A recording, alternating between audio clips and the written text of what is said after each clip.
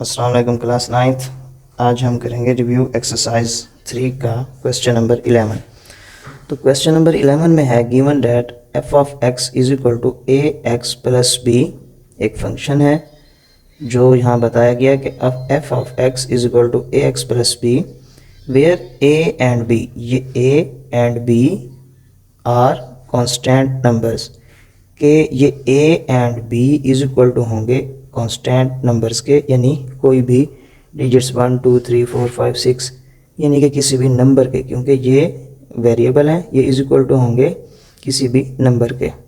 आगे बता रहे हैं कि अगर हम इसी फंक्शन में f के बाद -2 यहाँ दिया गया, यहाँ f के बाद x है, यानी कि x की जगह पर -2 पुट करते हैं तो इज इक्वल टू आता है 3 के।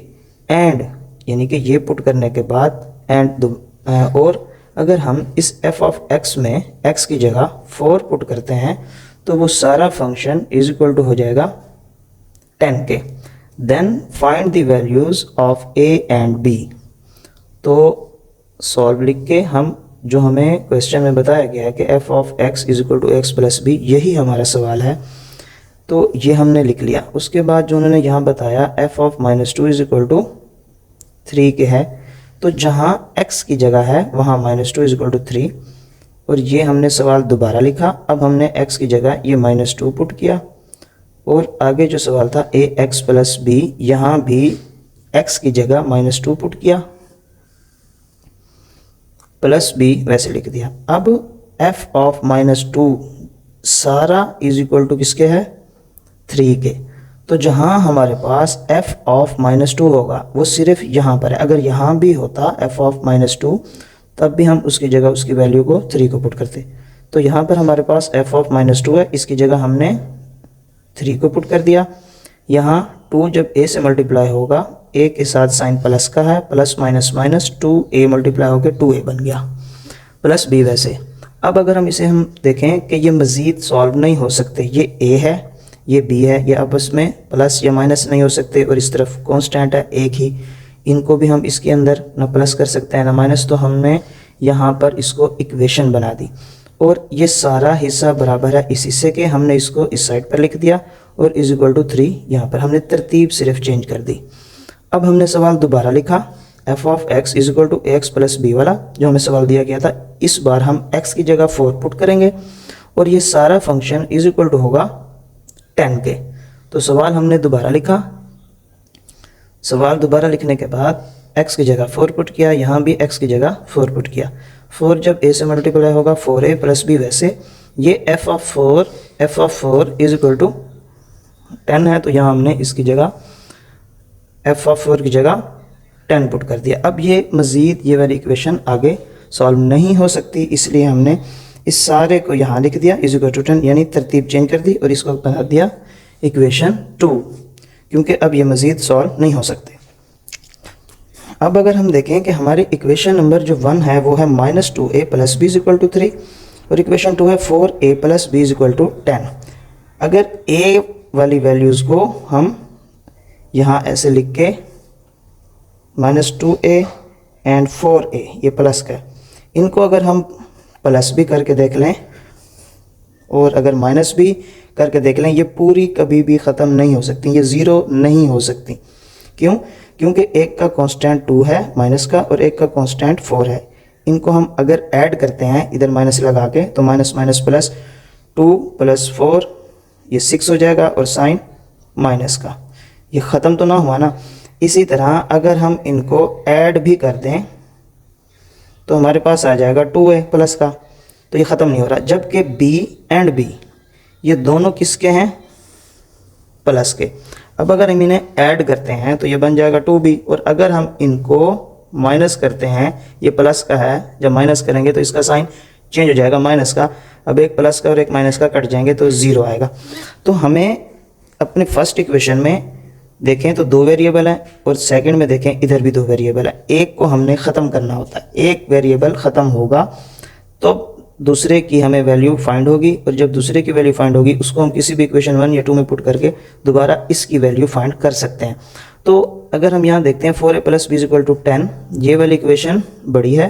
-2a + b = 3, ये इक्वेशन छोटी है और हमें इनको माइनस भी करना है, तो मैंने यहाँ लिखा सब्ट्रैक्ट इक्वेशन 1 फ्रॉम इक्वेशन 2। तो इक्वेशन 2 को माइनस करना है, तो इक्वेशन 2 लिखी यहाँ पे और 1 को माइनस करना है। 4a + b = 10, -2a + b = 3, ये हमारी इक्वेशन 1 थी। जब हम सब्ट्रैक्ट करते हैं तो नीचे वाली जो इक्वेशन होती है उसके साइन चेंज, माइनस का 2 था प्लस का 2 हो गया, प्लस का b था माइनस का b हो गया, प्लस का 3 था माइनस का 3 हो गया। अब देखें ये प्लस का साइन है, ये माइनस का साइन है, तो ये ख़त्म हो गए। प्लस प्लस प्लस 4 + 2 6, a वैसे वेरिएबल, जब भी प्लस माइनस होते हैं वेरिएबल वैसे के वैसे आते हैं, वेरिएबल के एक्सपोनेंट में इजाफा नहीं होता है। जब मल्टीप्लाई होते हैं फिर वेरिएबल के एक्सपोनेंट में इजाफा होता है। और साइन जो कैपिटल अमाउंट है उसका आएगा वो 4 है, शुरू में हम प्लस लिखते नहीं। इधर प्लस माइनस माइनस, 10 में से जब 3 को माइनस करेंगे तो 7 बाकी बचेगा। अब a की वैल्यू हमें चाहिए, तो 6 यहाँ पे मल्टीप्लाई हो रहा है, इधर आकर डिवाइड हो जाएगा। अब a की वैल्यू हमारे पास आ गई। अब हमने फाइंड करनी है b की वैल्यू। तो b की वैल्यू फाइंड करने के लिए हम कहते हैं putting the value of a in equation 2। किसी भी इक्वेशन में पुट करके 1 में या 2 में पुट करके आप इसकी वैल्यू b की निकाल सकते हैं। तो 4a + b = 10, मैंने इक्वेशन 2 लिखी। 4 वैसे a की जगह जो भी हमने ये इसकी कीमत निकाली है 7/6 को पुट कर दिया, प्लस b = 10 वैसे। अब यहाँ देखें 6 और 4 2 के टेबल पे कटते हैं, तो 2 3 = 6, 2 2 = 4, अब 2 7 = 14/3 वैसे लिख दिया। 2 7 = 14/3 वैसे, प्लस b = 10 वैसे। अब ये b के साथ जो साइन है प्लस का, ये b का है, और ये 14/3 का साइन यहाँ पर है प्लस का। तो 14/3 यहाँ प्लस हो रहा है, तो वो = के दूसरी तरफ जब जाएगा तो इसका साइन चेंज हो जाएगा, माइनस में आ जाएगा। अब यहाँ देखते हैं 10 - 14/3, एक वैल्यू हमारे पास फ्रैक्शन में आ रही है और एक फ्रैक्शन में नहीं है, और दरमियान में माइनस या प्लस का साइन हो तो एलसीएम होता है। तो यहाँ अगर हम 1 मानकर चलें, 3 और 1 का एलसीएम लेते हैं तो हमारे पास 3 आता है। अब हम इस 3 को इस 1 से डिवाइड करेंगे। 1 3, यहाँ पे 1 3 = 3, 3 आया। 3 को 10 से मल्टीप्लाई किया तो 30, इधर 3 और 3 को डिवाइड किया, 3 1 = 3, 1 आया। 1 को 14 से मल्टीप्लाई किया तो 14। अब 30 - 14 16/3, ये b की वैल्यू निकली क्योंकि ये मज़ीद सॉल्व नहीं हो सकती। तो यहाँ हम बताएंगे कि a = 7/6 है एंड b = 16/3। तो अब हम अगला सवाल देख लेते हैं। हमारा जो रिव्यू एक्सरसाइज का क्वेश्चन नंबर 12 है वो है consider the function defined by k of x = 7x - 5 if k of x = 100, find the values of x। तो k of x = 100 तो बताया, लेकिन x की यहाँ पर कोई भी वैल्यू नहीं बताई, जैसे कि अभी हमने पिछले सवाल में पुट की थी x की जगह। और इक्वेशन या फंक्शन हमें ये बताया k of x = 7x - 5।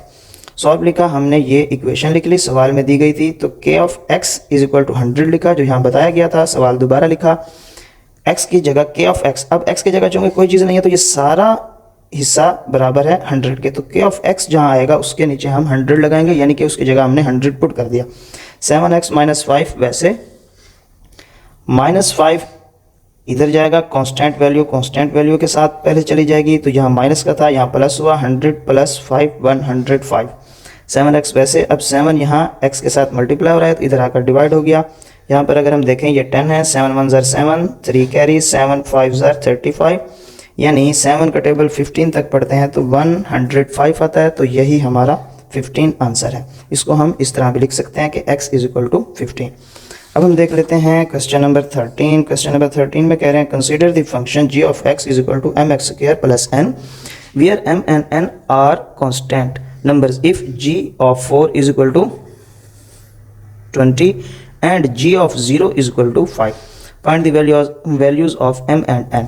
तो हमने सवाल लिखा g of x = mx² + n, तो पहले हमने ये वाला हिस्सा इसके साथ हल करना है, फिर हमने इस वैल्यूज़ के साथ इस सवाल को हल करना है। तो g of 4 x की प्लेस पर आ रहा है = 20। सवाल दोबारा लिखा, x की जगह पर हमने 4 लिखा, इधर भी x की जगह पर हमने 4 लिखा, ऊपर यहाँ स्क्वायर था, इधर भी स्क्वायर + n वैसे। अब g of 4 = यहाँ पर 20 क्या है, तो g of 4 की जगह हमने यहाँ पर भी 20 को लिख दिया। 4 का स्क्वायर ओपन करेंगे, 4 4 ज़ार 16, m जब 16 से मल्टीप्लाई होगा तो 16m प्लस n वैसे। अब ये मज़ीद सॉल्व नहीं हो सकते, तो इसलिए 16m plus n is equal to 20 हमने इस तरतीब से लिख दिया। अब g of x is equal to m x square plus n में अब हम x की जगह 0 पुट करेंगे और ये सारा इज इक्वल टू किसके हो जाएगा, 5 के, जो हमें सवाल में दूसरा हिस्सा बताया गया था।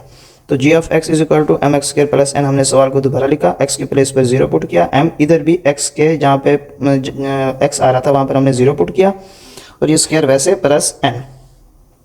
अब g of 0 is equal to 5 क्या है, तो g ऑफ 0 सारे की जगह हमने 5 लिख दिया, m 0 का स्क्वायर दिया तो 0 प्लस n, m जब 0 से मल्टीप्लाई होगा तो 0 आ जाएगा प्लस n वैसे, 0 में जब हम n को प्लस करेंगे तो n ही रहेगा। इसको हम इस तरतीब से लिख देंगे कि n इज इक्वल टू 5। यहाँ पर हमारी सेकंड इक्वेशन नहीं बनी क्योंकि m यहाँ पर 0 से मल्टीप्लाई होकर 0 हो गया था, लिहाजा यही हमारा आंसर है, n इज इक्वल टू 5। अब n की वैल्यू फाइंड हो चुकी है, हम कहते हैं putting the value of n in equation 1 के, इसी n की वैल्यू को इक्वेशन 1 में पुट करते हैं। इक्वेशन 1 थी हमारे पास 16m plus n is equal to 20, तो m वैसे n की जगह हमने 5 किया पुट इज इक्वल टू 20। अब m ये 5 वहाँ जाके 20 के साथ माइनस हो जाएगा और जो पहले से मौजूद रकम हो उसके सामने ये वाली रकम आती है जिसको हम इज इक्वल टू की दूसरी तरफ से लेकर आते हैं क्योंकि उसका साइन चेंज होता है। अब 20 में से जब 5 को माइनस करेंगे तो 15 बाकी बचेगा, यहाँ 16m, अब 16m से मल्टीप्लाई हो रहा है, ये इधर आके 15 के नीचे डिवाइड हो जाएगा, तो m की वैल्यू हमारे पास आएगी 15/16, तो m is equal to 15/16 and n is equal to 5। ये जो हमारा क्वेश्चन है 14, ये सवाल जितना बड़ा दिया गया उसका हल इतना बड़ा नहीं है, तो मैं यहाँ पर पहले आपको सवाल पढ़कर सुना देता हूँ कि अ shopping mall has 100 products from various categories labelled 1 to 100, कि एक शॉपिंग मॉल में 100 प्रोडक्ट्स हैं मुख्तलिफ कैटेगरीज के और वो हैं 100, 1 से 100 तक 100, representing the universal set you, कि इस सारे यानी कि 100 प्रोडक्ट्स को एक यूनिवर्सल सेट से हम जाहिर करेंगे या कर सकते हैं। The products are categorized as follows, कि उन प्रोडक्ट्स की जो कैटेगरी हैं वो यहाँ नीचे बताई गई हैं। तो सेट ए जो है वो है electronics consisting of 30 products labelled from 1 to 30, के इलेक्ट्रॉनिक्स के जो प्रोडक्ट्स हैं वो 30 हैं और लेबल किए गए हैं 1 से 30 तक। इसी तरह clothing comprises 25 products labelled from 31 to 55, के कपड़े के जो वैरायटी है या प्रोडक्ट्स हैं वो 25 हैं और लेबल की गई हैं 31 से 55 तक। सी सेट जो है वो है ब्यूटी प्रोडक्ट्स का, comprising 25 products labelled from 76 to 100, और फाइंड करना है इसमें राइट ईच सेट इन टेबुलर फॉर्म, कि ये जो स्टेटमेंट में बताए गए हैं इनको हमने टेबुलर फॉर्म में लिखना है, and find the union of all 3 set, यानी कि इन सब का यूनियन फाइंड करना है। तो ये यूनिवर्सल से मुराद सारे जो प्रोडक्ट्स हैं उनको हम यूनिवर्सल सेट से ज़ाहिर कर रहे हैं 100 से, बाकी फिर उसके अंदर इन्होंने ABC सेट यानी कि मुख्तलिफ चीज़ों के प्रोडक्ट्स को अलहदा कर दिया।